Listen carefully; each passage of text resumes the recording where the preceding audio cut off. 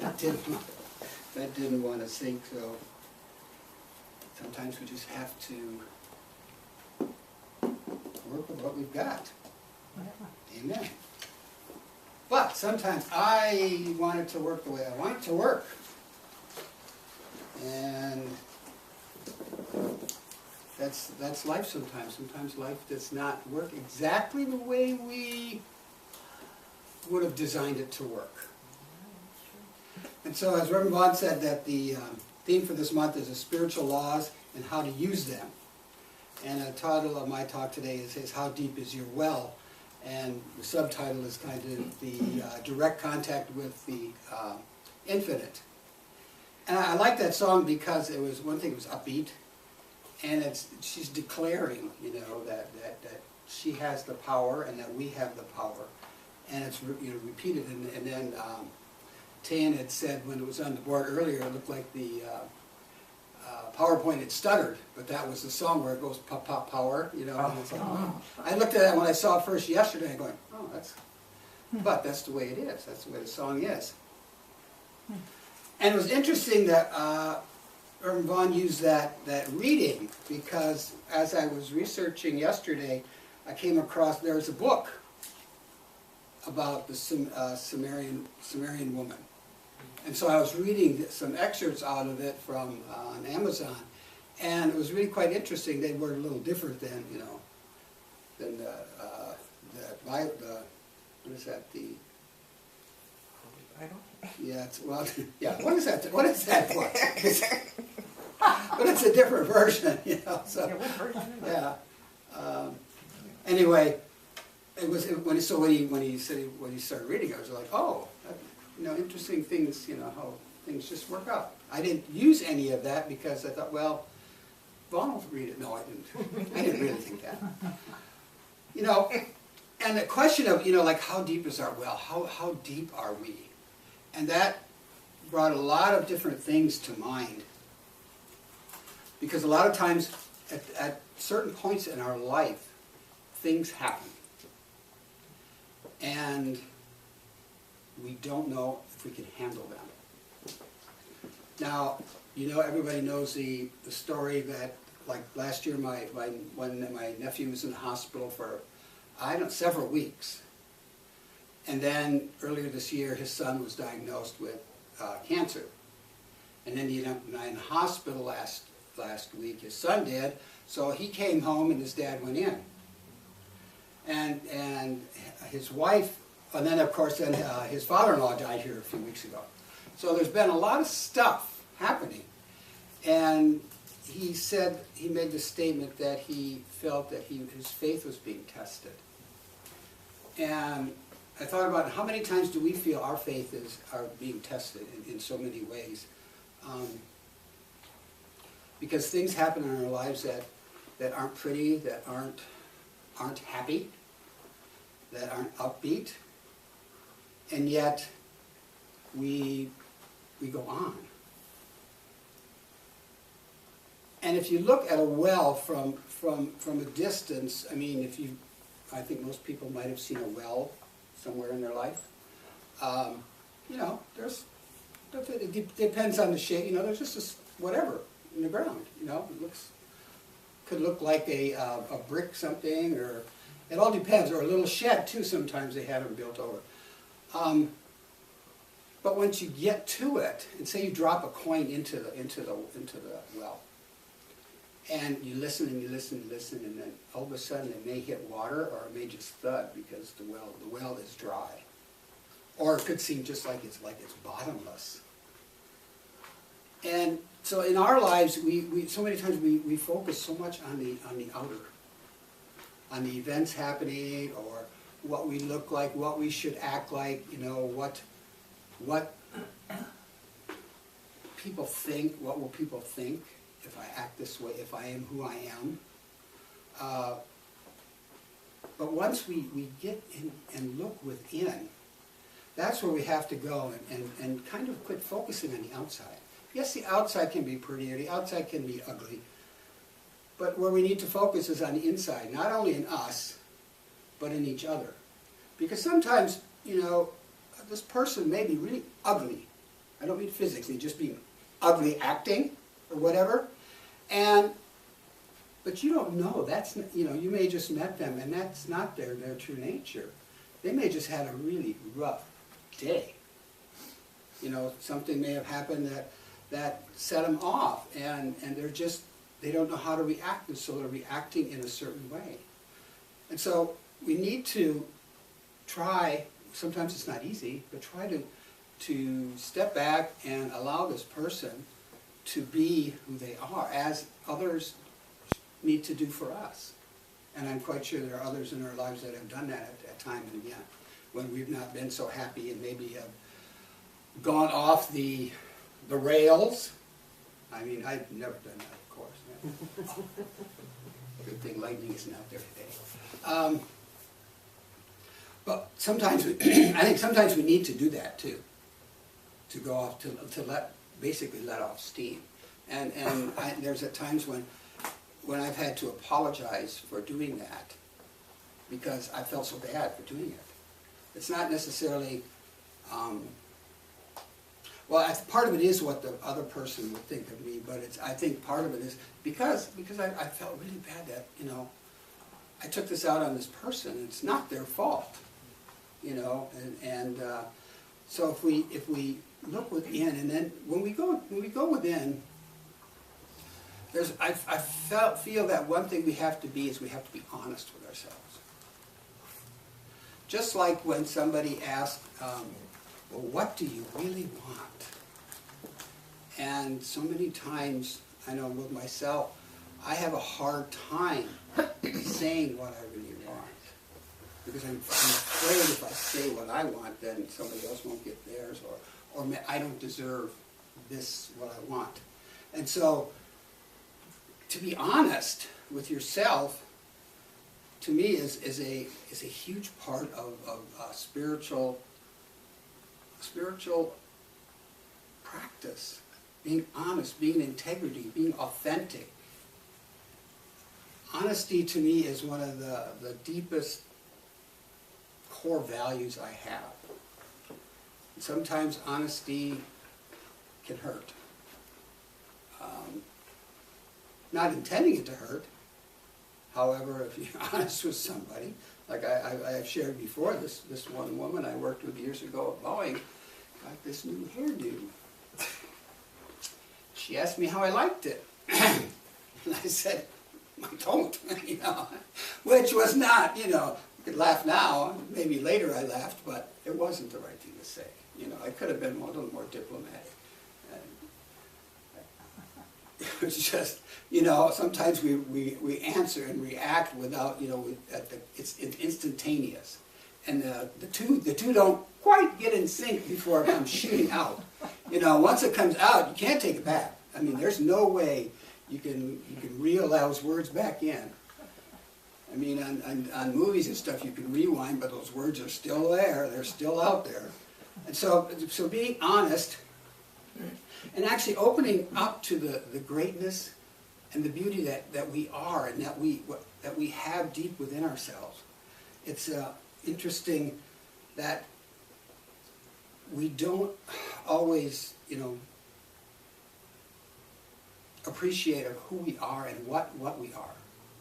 This physical being that we are, what you're talking about, your procedure, and you have, all these different procedures we can go to fix these little things in our, in our bodies. I know yesterday I was walking the dog and I looked down at my arm, and evidently I've gotten a little bit of sun on my arm because I have this squiggly little line that goes, from my wrist to my elbow, where they took the artery out for this bypass, and it's like, oh, there's that little reminder there, But thank God for super glue, That's like Charlie said, they glue you up nowadays. They just put this little glue in there, and it's, it's all back together.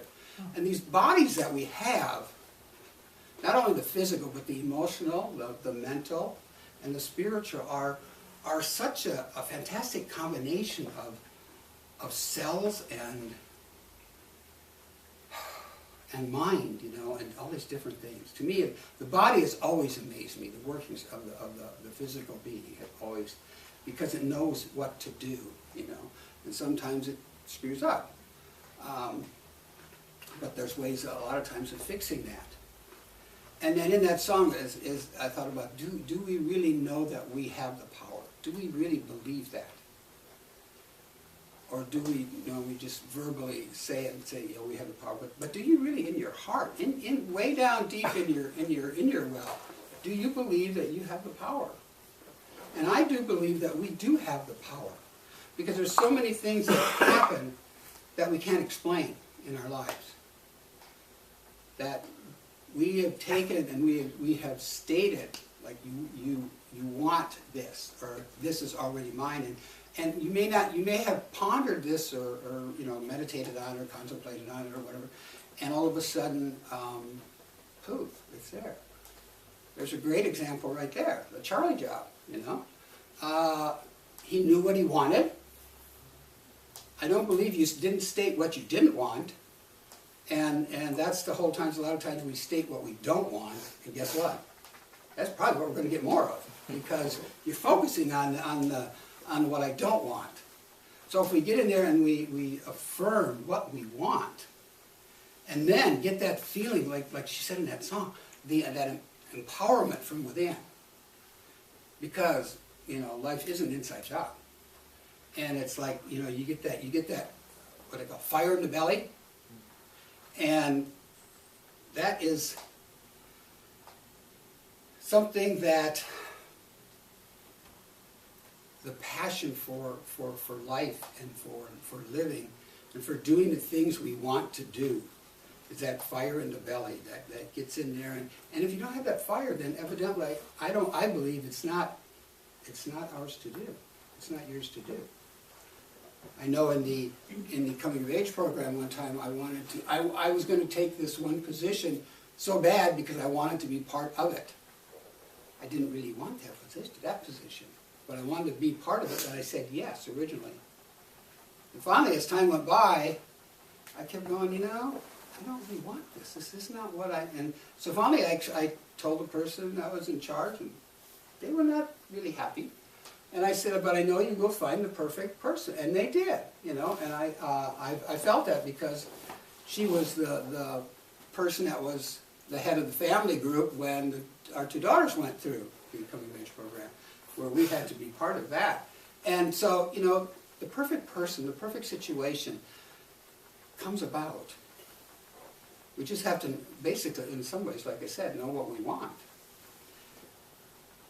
And there's this quote from Joel Goldsmith in the book The New Healing. And he says, if someone has asked for help, that one receives the healing. No words, treatment, arguments, affirmations, or denials are necessary in spiritual healing. The only requirement is that we become still, that we silence the outer senses and go deep within our being until we feel ourselves at the center of consciousness. Then the contact is made. A feeling within us becomes evident, and we know that the healing has been accomplished. And I like that part, that being still, and we silence the outer senses. Sometimes that's really hard to do. Is to I mean, we can cut out the outside, like in here we can be quiet and whatever, but then there's these other senses going on. And if we can somehow, through practice, you know, allow the mind to be still. I know it's still challenging for me a lot of times to do that. And it's, you know, it takes practice. I think we have to find, we have to stop and when we're silent, we have to find that sweet spot. That sweet spot within us. We can go in and into our being, and there is a sweet spot. I know when I get upset, when anything's going to go wrong or whatever, it's right here. And if my stomach starts doing whatever, I know something's not right, you know, or I'm not doing something, or I'm doing something I shouldn't do, you know. That never happens, though. However, but when we find that sweet spot, that spot where that the divine is truly present and we can connect with that, is such a gift, such a beauty. And there's the question, is exactly how does one go inside oneself? That's an interesting, how do you go inside? I've seen cartoons where, they go and they kind of, dogs I think try to do it when they're chasing their tail, or cats, but how do you do that? And actually we do it every day without even thinking about it. When somebody asks you, how are you? Some of us actually, oh, okay, or whatever. But sometimes if we think about it, that's going into oneself. Or what do you think, about something? Or did you, blah, blah, do this or do that? And, like you're 10 miles away from home, did you turn the stove off? Wait, now you really got me going, because that's happened to me a couple times when I've been walking to meet Reverend Vaughn at work, and I get part way and I go, oh man, did I turn the stove off, or did I turn it down? One time I didn't. Nothing drastic happened. So every time after that, one time you didn't, then you have that doubt. And so that's going within and questioning ourselves. And what happens when we do go inside? What do we find in there? And Deepak Chopra said that there's a rich world, streaming with thoughts, feelings, sensations, memories, wishes, dreams, and fears. Can't imagine all that stuff is within us, but it is. Our hopes and dreams, our aspirations, our even our failures, and things that we have carried around with us and done within our life, they are within us. And for every person that has these pleasurable things, there's another that is painful. Because along with the good is the stuff that isn't so good, that we've experienced in our lives. People we've lost, jobs, some little things, pets. When we lost Max, it's still, it's been a little over 2 months. And losing a person, is not easy, no matter if it's through death or through separation of some sort. There's always that pain. So this is a point too where spiritual growth can start, that we can seeing the pain, those painful thoughts and memories, we want them to go. And it is possible for them to subside, maybe not go away totally, but to be different. Because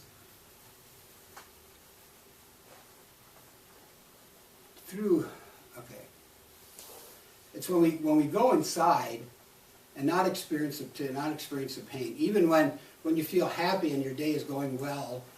Sometimes things can pop up to trigger you back into, the pain or the sorrow. But if we can possibly just listen and be still, go into that silence somehow. Even sometimes it only takes a second.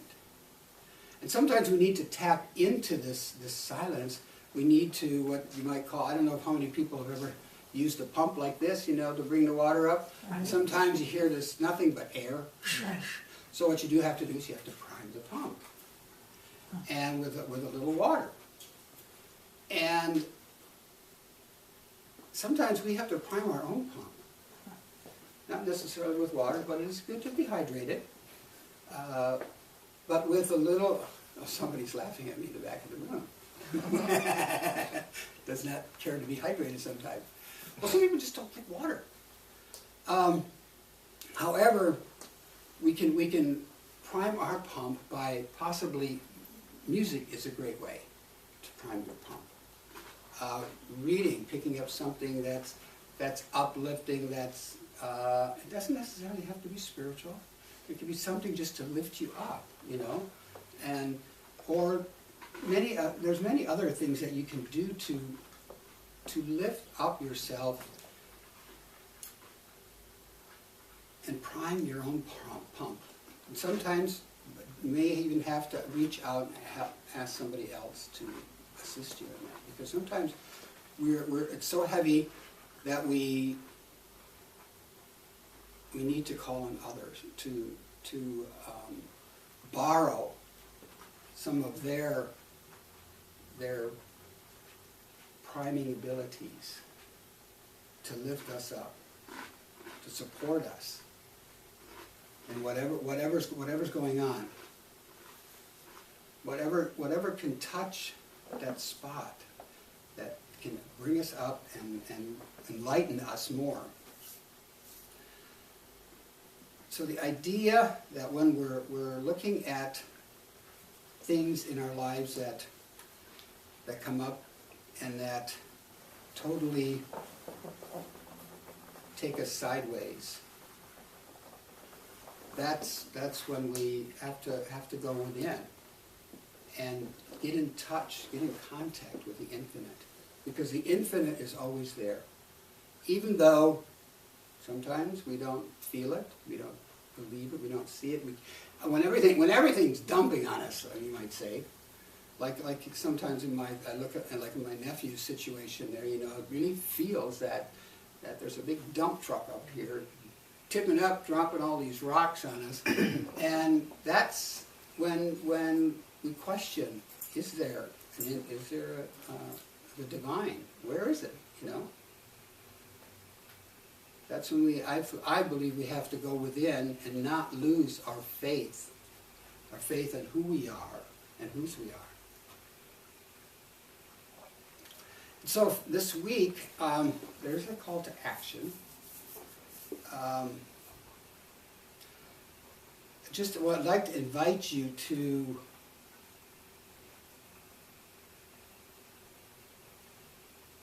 invite the divine in as a friend.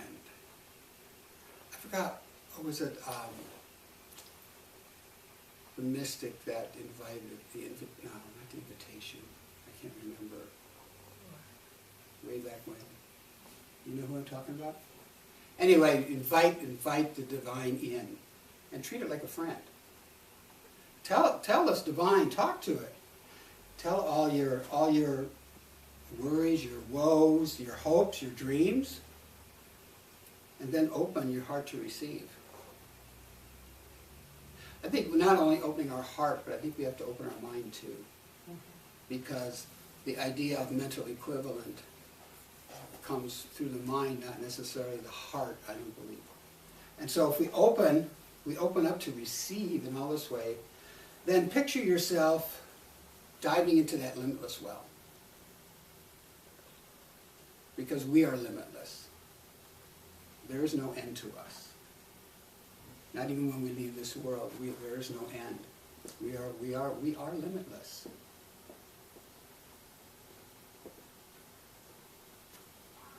It's the well of receptivity. And then receive the love, the blessings, and the grace. And so it is. What is?